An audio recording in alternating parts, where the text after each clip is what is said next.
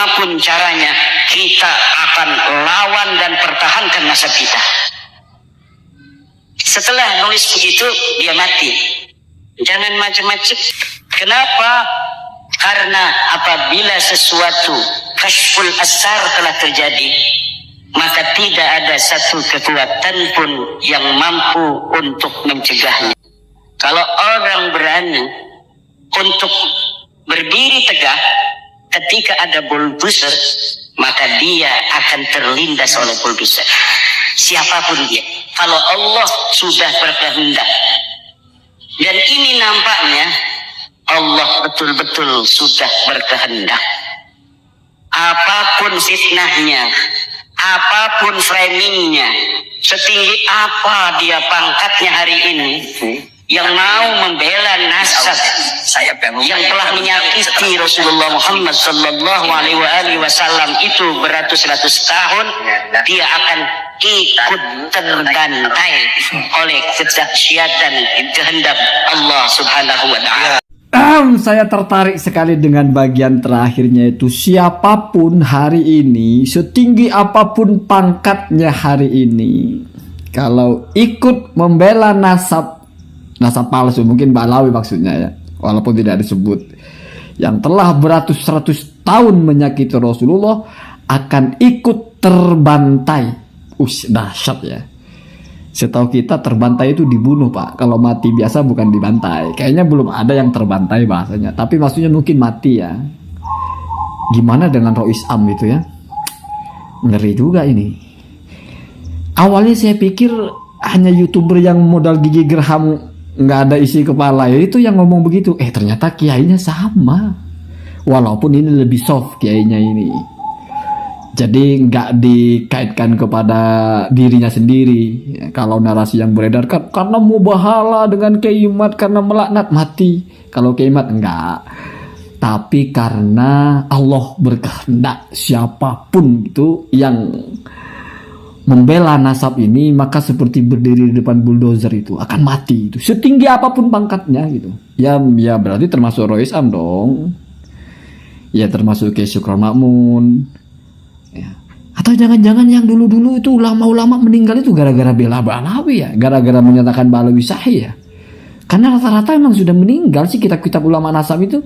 Kitab-kitabnya misalnya Ittafaqu al-Muhaqqiqun Ibnul Muhibbi sudah meninggal. Terus Az-Zabidi Asy-Syarji juga sudah meninggal. Ibnu Hajar al-Haytami sudah meninggal semua itu.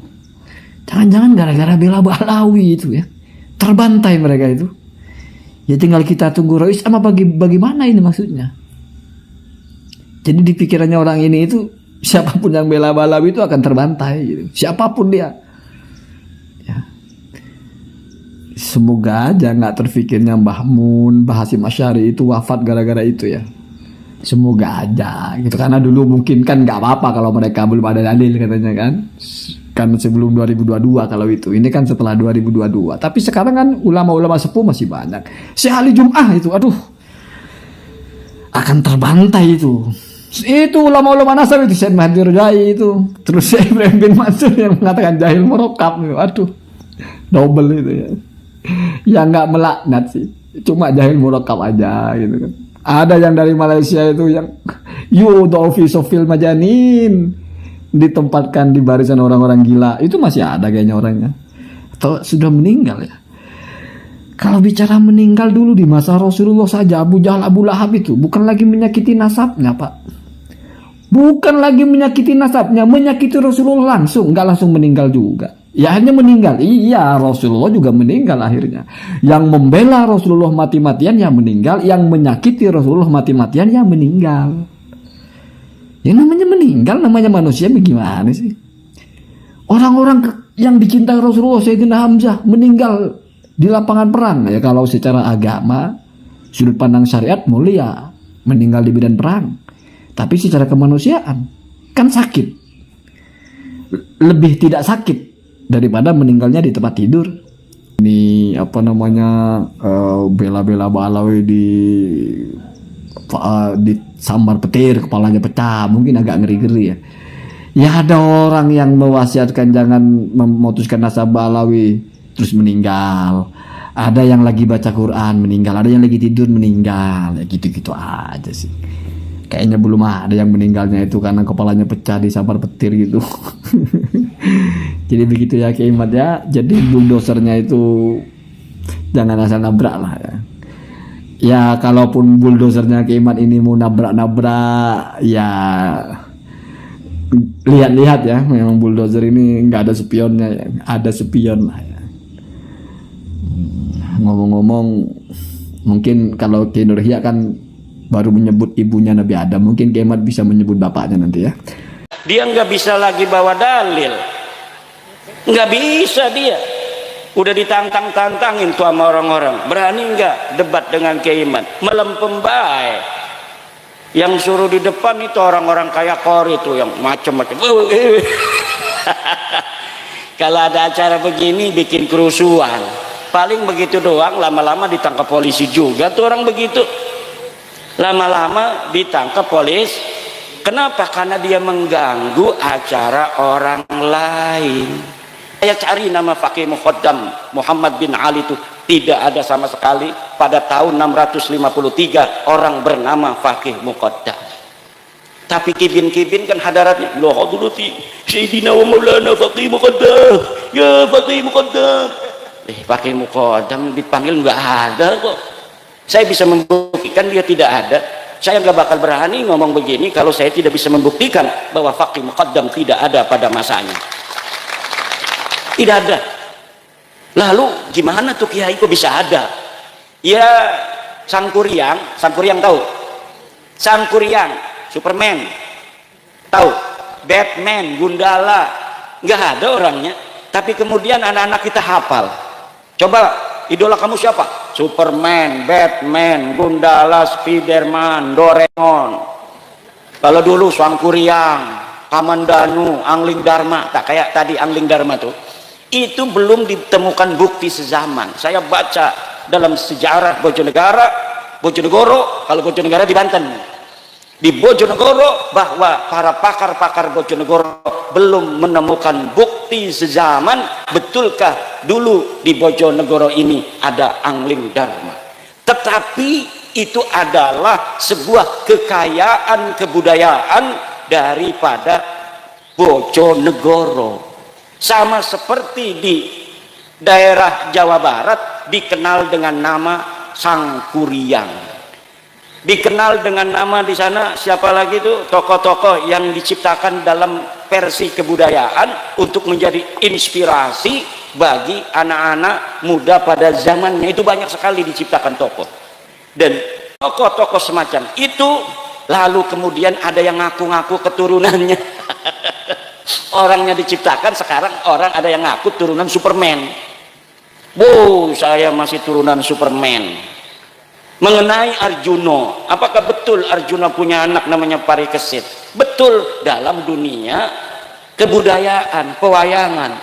Parikesit mempunyai anak namanya Abimanyu. Abimanyu mempunyai anak namanya Yudhoyono. Saya tahu Yudhoyono, presiden dulu. Kemudian Yudhoyono punya anak namanya Grendoyono. Grendoyono nama Pramesti. Pramesti punya anak namanya Angling Dharma. Adanya di Kali Tidu. Itu legendanya. Perlu untuk bukti sezaman untuk diyakinkan bahwa betul Angling Dharma pernah ada di Kali Tidu. Faqih Muqaddam membutuhkan itu sudah 3 tahun dicari nggak ketemu. Ada yang dikirim dikasih duit ke Turki, ada yang dikasih duit ke Madinah, ada yang dikasih duit ke Irak, ada yang dikasih duit ke Yaman untuk mencari bukti bahwa Faqih Muqaddam pernah ada di masa lalu. Tidak ada yang mampu mendapatkannya dan tidak akan pernah ada. Kenapa?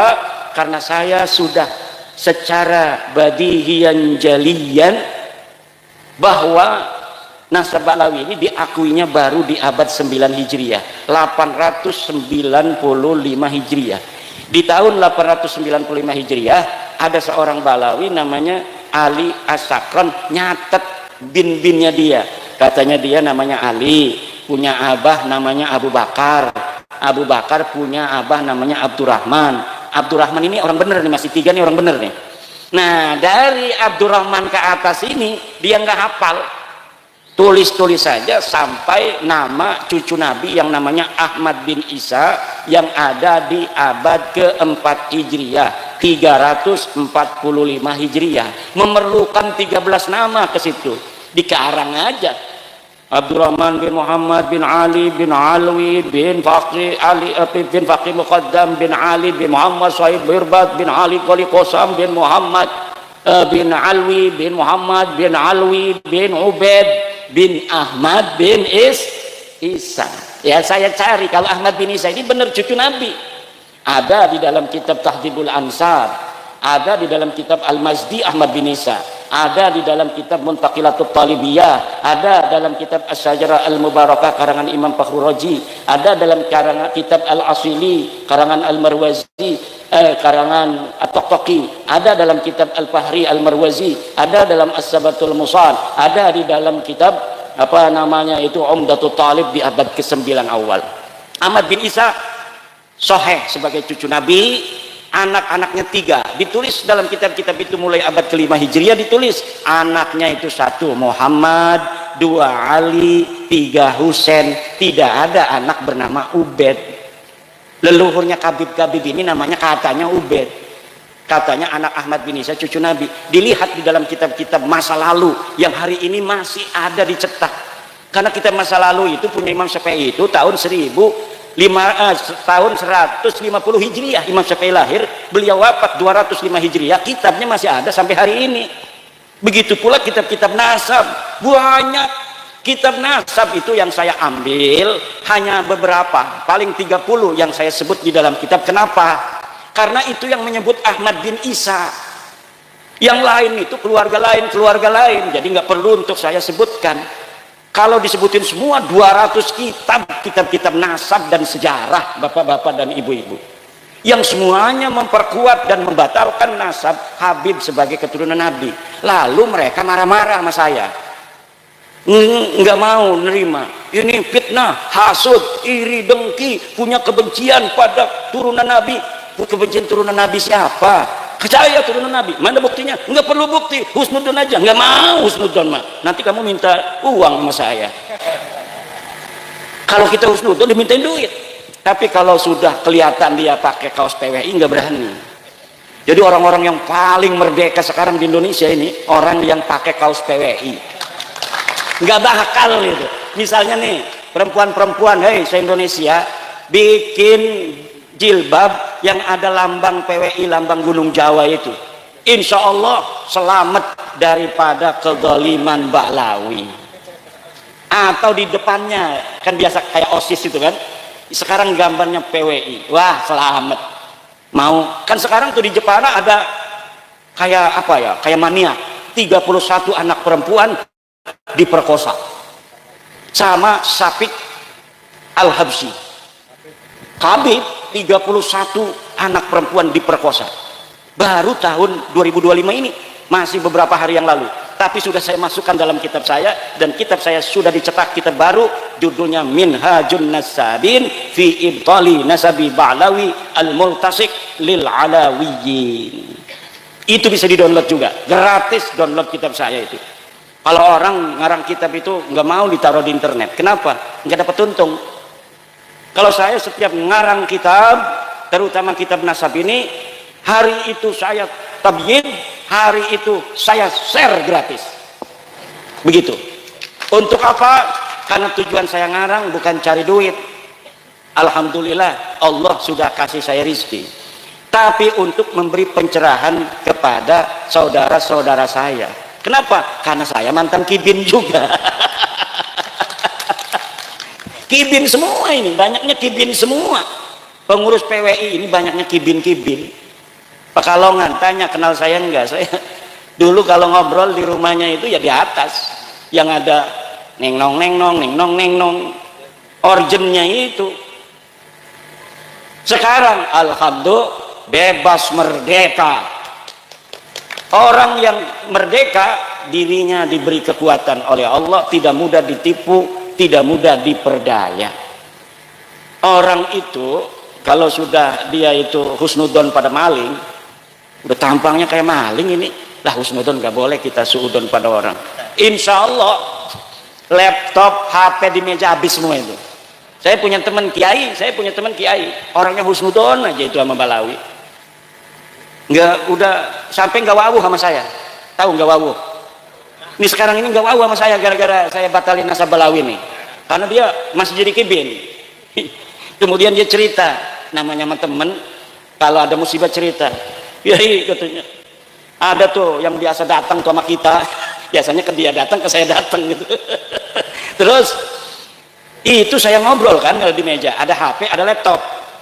Terus ya biasa kan dia kalau mau apa namanya pergi diamplopin, saya ambil uang, diamplopin. Pas saya kembali, HP dan laptop saya nggak ada. Terus saya nanya sama dia, Beb, katanya ini laptop sama HP saya mana? Oh nggak ada, dari tadi nggak ada itu namanya laptop dan namanya PHP. Ada Beb, tadi di sini nggak ada. Kamu salah katanya. Dia penasaran karena rumahnya pakai CCTV, kiai banyak duit dia. Ada CCTV-nya. Dia lihat di kamar, CCTV-nya. Bener itu dimasukin ke tasnya, HP-nya, laptopnya dimasukin ke, dan dia tidak punya malu. Na'udzubillah. Tapi kalau sudah pakai kaos PWILS, selamat sentosa, karena kita bisa masuk apa ada amar ma'ruf nahi mungkar awamirillah wajtinabu nawahihi, masuk surga. Jangan mau ditakut-takutin. Kalau nggak cinta sama aneh, cinta sama keluarga Balawi, maka ente tidak akan masuk surga karena tidak akan dapat syafaat dari Injil aneh Nabi Muhammad. Sebenarnya dia juga nggak yakin itu dia cucunya Nabi Muhammad itu. Sekarang itu dia nggak yakin orang dia udah tes DNA, bukan kok. Tapi si Kibin ini aja yang masih yakin orangnya itu udah nggak yakin. Kibinnya masih yakin. Kibin susah jadi Kibin itu. Kibin kapan tobatnya? Nah kita doakan, kita bukan kebencian, kita bukan kalau mereka yang ngaku-ngaku turunan Nabi itu tidak ada kaitan dengan kezaliman dari pengakuannya, biarin aja. Gak bakal ini ada ribut-ribut begini. Ada orang yang penasaran seperti saya bahwa dia bukan cucu Nabi. Gak mungkin kalau mereka semuanya baik-baik semua. Ngaku turunan Nabi misalnya, setiap punya uang ketemu orang dia kasih 100.000, ada ketemu lagi 100.000, ketemu lagi, itu mengangkat nama Nabi Muhammad. Ya Allah, dasar cucunya Nabi, ketemu orang ngasih uang, sepasar uang dibagi semua sama dia. Masya Allah, Nabi Muhammad terima kasih, kau telah membawa cerah keimanan kepada kami, engkau juga menurunkan keturunan-keturunan yang mulia yang bagi-bagi duit terus pada kami. Begitu, walaupun palsu dia. Betul apa tidak? Mengangkat harkat martabat Nabi Muhammad SAW lebih tinggi lagi. Tapi kalau model-modelnya ngaku cucu Nabi nggak pernah sholat, katanya putra putri Fatimah nggak sholat juga dijamin masuk surga, kan malu-maluin Nabi Muhammad. Ngaku cucu Nabi, ada apem punya orang diambil aja. Allah minum minuman keras, mabok, nyolong motor, dawir, nyolong apa namanya tuh akuarium. Ada di Lampung nyolong akuarium, di Banyumas nyolong keramik 200 meter material. Dia bawa mobil losbak ngambilin keramik, bukannya bayar, bilang Habib Anu, emangnya ini material siapa? Dapat keramiknya bukan dapat beli apa? Enak amat membawa nama Rasulullah untuk hawa nafsunya dia. Ini adalah merendahkan harkat martabat Rasulullah. Wajib bagi kita untuk menjaga kemuliaan Rasulullah dengan membongkar kepalsuan nasab orang-orang yang mengaku sebagai cucu Nabi, kemudian menggunakan pengakuan itu untuk berbuat zalim dan merendahkan harkat martabat Nabi. Setuju, Bu? Asyhadu anna Ba'lawi Habib laisu min dzurriyyati Rasulillah. Merdeka. Udah merdeka itu, insyaallah. Lebih merdeka lagi kalau ada lambang PWI di rumahnya. Ini lambang Nahdlatul Ulama di atas, karena PWI anaknya Nahdlatul Ulama, di bawahnya lambang PWILS. Insya Allah ada Kabib masuk, masya Allah, langsung nggak mau dia. Nanti kiai-kiai ada apa Beb, mau ngehol? Enggak kiai, enggak kiai, ini saya melihat bahwa kiai ini akan masuk surga, saya permisi kiai, assalamualaikum, gitu doang paling juga. Kalau sudah ngelihat ada gambar PWI atau foto saya, kalau belum punya gambar PWI, foto saya aja dipasang, jangan fotonya Gus Yahya. Nanti kalau fotonya Gus Yahya ada Habib masuk, ini husnudon, ini husnudon nih, alhamdulillah nih. Kalau yang husnudon kan masih bisa dibohongin, ini husnudon. Saya kirimin itu, saya pernah ngomong begini di Lampung, videonya saya potong, saya kirimin ke Gus Yahya, ketawa kali dia di sana. Kalau yang ada foto saya, insya Allah nggak berani. Itu para habaib itu dawir-dawir lagi. Tapi kalau ada foto Gus Yahya, wah ini babul husnudon ini, bab husnudon ini. Tuh ada katanya kiai-kiai hasil panennya diangkut Habib katanya. Lah apakah yang begitu itu pantas untuk membawa-bawa nama Rasul, Bu? Nggak pantas. Nggak pantas bawa-bawa nama Rasul. Caci makinya luar biasa. Abis saya ini dibilang cecoro, dibilang dajjal, dibilang monyet, dibilang anjing. Habis semua kebun binatang ke saya semua. Nggak tahu kalau yang dihadapin ini adalah putra wayah Nusantara. Ini saya mendapatkan ini, pusaka-pusaka ini banyak sekali dari orang-orang yang mempunyai mata yang lain selain mata kepalanya. Bahkan ketika capres, saya akan lihat-lihat Pak Jokowi. Pak Jokowi ini kayaknya mau ke Ganjar, kata saya ini. Saya dukung Ganjar, kata saya. Kemudian datang itu utusan dari para penunggu gunung-gunung Sepulau Jawa. Kata dia, saya kan orangnya husnudon aja, Pak, begitu malah. Kiai, kenapa bukan pilih Pak Prabowo? Kenapa? Sudah ditanda tangan oleh penunggu gunung Sepulau Jawa bahwa yang akan jadi presiden Prabowo. Kata orang itu. Terus, tapi para penunggu gunung-gunung sejawa sedang cinta sama Kiai Imad. Kalau Kiai Imad nggak berubah, maka tanda tangannya yang akan berubah, yang didukung Kiai Imad yang akan menang. Sampai begitu. Kata saya, ada syaratnya nggak? Ada syaratnya. Syaratnya 3. 1 ini, 2 ini, 3 ini. Kalau ini tidak, maka yang jadi presiden Prabowo. Ya kita ini kan orang pekih itu berdasar hadasiyah. Hadas itu berdasarkan dalil aja, mana buktinya. Tetapi pada waktu itu saya ngikutin aja, syaratnya saya penuhi. Yang 2, yang 1 tidak bisa dipenuhi oleh teman saya, akhirnya ya tidak bisa dirubah. Prabowo tetap jadi presiden, harus kita dukung sampai 5 tahun, karena Bapak Prabowo yang dipilih oleh para penjaga Nusantara. Wah ini halu nih Kiai Imad. Ya ini malah lagi cerita halu dulu. Karena apa? Cerita-cerita dalil-dalil kan udah selesai. Balawi udah pik, bukan cucu Nabi. Dia nggak bisa lagi bawa dalil. Nggak bisa dia. Udah ditantang-tantangin tuh sama orang-orang. Berani nggak debat dengan Kiai Imad? Melempem baik. Yang suruh di depan itu orang-orang kayak Kori tuh yang macam-macam. Kalau ada acara begini bikin kerusuhan. Paling begitu doang, lama-lama ditangkap polisi juga tuh orang begitu. Lama-lama ditangkap polisi. Kenapa? Karena dia mengganggu acara orang lain. Pengajian itu dilindungi undang-undang, dia ganggu. Kalau polisi kesel itu bisa ditangkap itu Pak Kori itu. Orang lagi ngaji Gus Abbas kemarin disuruh pulang, dilempar-lemparin. Itu kalau polisi sudah kesel orang-orang begitu, ditangkepin karena sudah melanggar undang-undang Indonesia. Ibu bapak hadirin ma'asyiral muslimin rahimakumullah, itu intinya Bu ya. Ibu ini keturunan ke atas orang mulia-mulia Bu.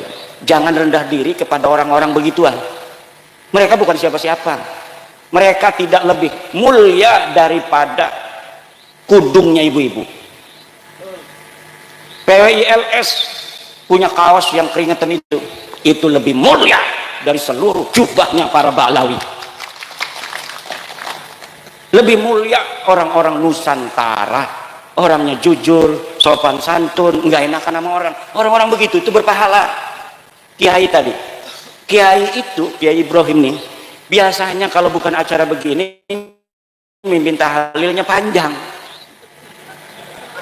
Saya tahu kenapa Kiai kita itu begitu nggak enakan. Ini lagi acaranya banyakan orang, udahlah yang cepat aja supaya kebagian waktunya, supaya nih dari Banten tamu kita ngomongnya banyak. Saya berharap baca zikirnya banyak supaya saya ngomongnya sebentar. Ternyata ma'rifatullah orangnya itu nggak enakan. Itulah orang Jawa. Orang Jawa itu nggak enakan. Aslinya orang Jawa itu nggak biasa nyaci orang. Kita ini sekarang ngomong-ngomong kejelekan begini karena harus dilawan. Cangkem elek ya dibalas cangkem elek. Kalau cangkem elek dibalasnya husnudon, habis kita. Makam-makam sudah diganti semua, wali-wali kita sudah kalah semua. Gresik itu kan Sunan Giri, Sunan Gresik, Sunan siapa lagi tuh di Giri banyak. Sekarang yang besar itu Balawi. Kapan datangnya dia? Tahun 1900. Ngapain aja dulu? Ya ngajar ngaji. Lah ngajar ngaji mak kiai juga semua ngajar ngaji. Ngajar ngaji doang. Perang kagak? Kagak. Mati di medan perang kagak? Kagak. Lalu hebatnya apa? Ya hebatnya dibesar-besarin. Nih Ki Ageng Purwo juga bisa aja kita bikin YouTube, 20 YouTube Ki Ageng Purwo Waliullah. Kalau malam Jumat ada jam 8 itu ada di Bojonegoro. Tapi kalau jam 12 itu sudah ada di Arash. Allah. Itu 2 tahun aja begitu. Udah orang percaya. Pekalongan bikin YouTube-nya banyak, karomah para wali, lihat itu banyak itu. Dia bisa jalan di air. Udah 4 tahun jalan di air. Ada ulama-ulama jin datang, segala macam. Banyak bikin YouTube, bikin konten kreator, keramat-keramat supaya dianggap rajanya para wali. Kenapa sih Allah kok yang bohong-bohong begitu tapi dibiarkan aja? Ya begitulah cara kerjanya Allah Subhanahu wa taala untuk melihat mana sih hati-hati yang begitu waspada, mana yang mudah dibohongi. Maimun Al-Qaddah itu 200 tahun ngaku cucu Nabi, baru ketahuannya setelah 200 tahun. Mulia dia, semakin ngaku cucu Nabi semakin bohong semakin mulia. Anaknya jadi raja lagi, cucunya jadi raja lagi, buyutnya jadi raja lagi selama 200 tahun. Tapi kebohongan tetap kebohongan. Ulama bangkit di bawah pimpinan Salahuddin Al-Ayyubi. Dulu Salahuddin Al-Ayyubi ini hanya seorang panglima perang dari Imaduddin Zangki. Jangan sembarangan, ini pimpinannya namanya Imaduddin. Imaduddin Zangki punya anak namanya Nuruddin Zangki, tapi belum berhasil. Berhasil pada saat siapa? Salahuddin Al-Ayyubi yang memimpin. Saya namanya Imaduddin, adik saya Nuruddin meninggal dunia. Nisan saya Salahuddin, lengkap semua itu ada. Kalau Ansori ini nggak pakai din. Kalau pakai din Ansoriuddin. Karena kalau orang Banten itu yang nama din itu banyak sekali. Kenapa? Daerah Jawa banyak din tapi tidak sebanyak di Banten. Kenapa? Karena dari zaman dulu sultan-sultannya pakai din semua. Hasanuddin. Ini sultan pertama, sultan kedua nggak ada dinnya, sultan ketiga Nasruddin, kemudian Sultan Aliuddin, Sultan Rafiuddin dan lain sebagainya. Banyak juga yang pakainya Zainal Arifin, Sultan Zainal Asikin. Ada yang pakai Muhyiddin, pakai din juga tuh Sultan Muhyiddin. Terakhir Sultan Sofiyuddin. Nah itu ciri-ciri nama-nama khas Banten. Nah ini ibu bapak, kita harus menjaga sejarah ini. Tanah ini tanah pusaka. Dulu leluhur kita menjaganya luar biasa dengan darah dan air mata. Tidak boleh hasil kerja keras daripada leluhur kita kemudian dihapuskan begitu saja sejarahnya dengan disisipkan sejarah-sejarah palsu untuk kemudian dikuasai. Nih, kalau di Ngelumber apa namanya? Ngelumber dibangun makam Habib. Palsu misalnya. Syekh atau Habib Ahmad As-Segar wafat 1700, dimerekin penyebar agama Islam di Ngelumber. Walaupun hanya sederhana begitu, Lama-lama kiai-kiai kita yang dulu ngaji di Mbah Hasim, ngaji di Mbah Khalil, hilang semua peran-perannya, bahwa ini yang betul-betul menyebarkan Islam. Nanti lama-lama ada anak KKN, dia